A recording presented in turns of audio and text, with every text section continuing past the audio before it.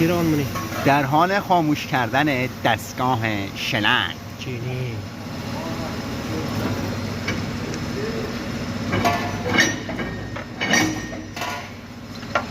دست سوخت.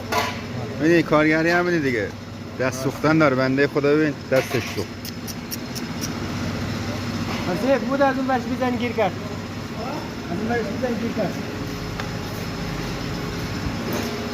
دستگاه رو باز کردیم، الان هم در حال بسته کردنیم.